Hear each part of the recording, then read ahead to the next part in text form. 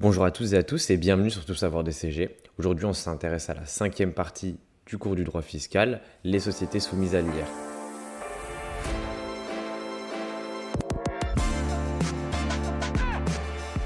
Premièrement, si vous n'avez pas vu les précédentes parties, elles sont présentes sur la chaîne et je vous invite donc à aller les voir. Dans les sociétés soumises à l'IR, on va s'intéresser au calcul du résultat fiscal avec les déductions et les réintégrations.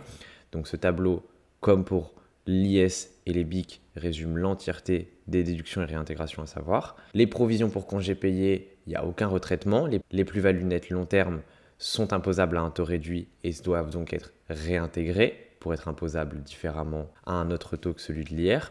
Les plus-values nettes court terme, elles, sont étalables sur 3 ans. On l'a vu pour les BIC.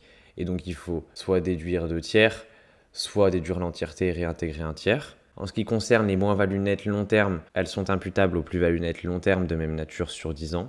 Donc, si les moins-values nettes long terme ne dépassent pas les plus-values nettes long terme, alors il n'y a aucun retraitement. En ce qui concerne les moins-values nettes court terme, en principe, elles sont déductibles si elles sont justifiées. Les dépréciations sont considérées comme des moins-values nettes à long terme et sont donc à réintégrer pour la même règle que pour l'imputation sur les plus-values nettes long terme de même nature sur 10 ans. La rémunération de l'associé gérant constitue une avance sur bénéfice et est donc non déductible, il faut la réintégrer. La rémunération de l'épouse du gérant est normalement déductible si elle respecte les deux conditions, à savoir un travail effectif et une rémunération non exagérée. La rémunération du gérant non associé, il est considéré comme un salarié et en principe la rémunération du salarié est déductible si le travail est effectif et la rémunération est non exagérée, donc aucun retraitement. La rémunération du salarié, c'est la même règle, travail effectif et rémunération non exagérée, donc normalement déductible, aucun retraitement.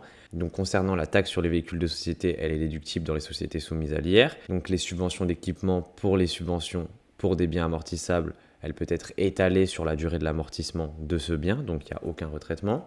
Les intérêts rémunérant le compte courant sont déductibles à hauteur du taux donné par l'administration fiscale, ça on l'a vu dans la précédente vidéo sur l'IS. On va vous donner le taux maximum à partir duquel les intérêts sont déductibles et les pourcents excédant ce taux ne seront donc pas déductibles et seront donc à réintégrer. Les brevets sont imposés à 10%, un taux réduit, et il faut donc déduire la cession de brevet. Mais à cette cession de brevet, il faut évidemment enlever les dépenses de recherche et développement et déduire le total. Le crédit bail, si il est de moins de 3 mois et il porte sur un véhicule de tourisme, il n'y a aucun retraitement. La règle générale, c'est ce qui est non nécessaire à l'activité, il faut le déduire. Comme on l'a dit tout à l'heure, la rémunération des associés constitue une avance sur le résultat. Alors pourquoi on a dit ça? Concrètement, on va ici voir dans cette partie comment calculer le résultat à répartir et la quote-part que l'associé va percevoir suite au calcul du résultat fiscal et ensuite le calcul du résultat à répartir. Et donc c'est ça qui va nous intéresser dans cette partie. Donc tout d'abord, les salaires versés aux conjoints des associés sont déductibles. Les déficits s'imputent sur les revenus personnels des associés, donc il n'y a pas de retraitement à ce niveau-là. La taxe sur les véhicules de société est également déductible. Et donc comment on passe du résultat fiscal au résultat à répartir? On va prendre notre résultat fiscal qu'on a obtenu suite à nos déductions et réintégrations qu'on a vu juste avant. On va y enlever la rémunération des associés. On va y enlever la cotisation sociale des associés, les intérêts excédentaires des associés, les sommes dont les associés ont profité personnellement. Donc pour faire simple, vous enlevez tout ce qui est en rapport avec les associés du résultat fiscal. On obtient donc notre résultat à répartir, mais ce n'est pas tout.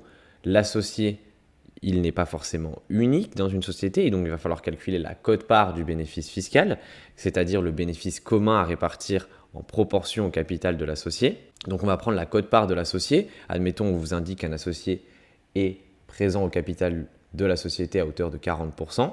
Et donc on va prendre ce résultat à répartir multiplié par les 40%, la proportion au capital de l'associé.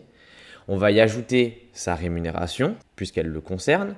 On va y ajouter la cotisation sociale de l'associé, les intérêts excédentaires de l'associé, les sommes dont l'associé a profité personnellement. Et on va donc obtenir le montant brut à déclarer. À ce montant brut, il va falloir y enlever les frais professionnels, par exemple les cotisations sociales.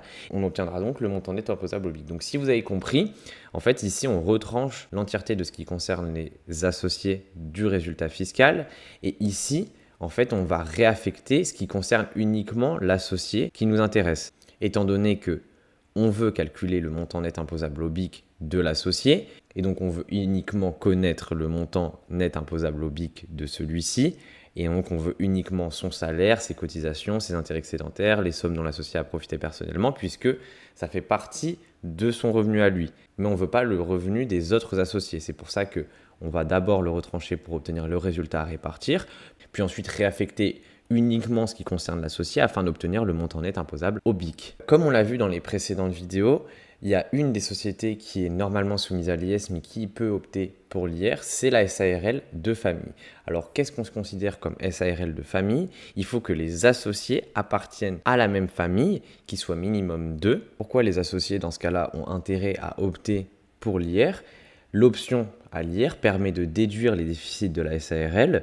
Lorsque la SARL de famille est soumise à l'IR, les associés ont la possibilité d'imputer sur leurs revenus une partie des pertes proportionnelles au pourcentage de parts sociales qu'ils détiennent au sein de la société. Et donc cette imputation des pertes leur permet de faire réduire le montant de l'impôt qu'ils doivent payer au titre du barème progressif de l'impôt sur le revenu. Et l'autre intérêt, c'est d'éviter la double imposition lorsque vous faites des bénéfices. En fait, dans le cas où la société est bénéficiaire, les associés ne sont soumis qu'à l'IR, alors que dans une SARL à l'IS, lorsque les bénéfices sont distribués, ils sont à la fois imposés à l'impôt sur les sociétés une première fois, puis une seconde fois au moment de la distribution des dividendes, comme on l'a vu. La décision dans une SARL de famille de choisir l'IR, elle est faite à l'unanimité pour une durée maximale de 5 ans d'activité. Voilà donc pour ce qui est des sociétés soumises à l'IR. Je vous conseille de vous exercer afin de déterminer le résultat fiscal, puis ensuite le résultat à répartir pour ensuite obtenir le montant net imposable au BIC en fonction de l'associé et aussi de connaître les particularités qu'on a citées sur la SARL de famille.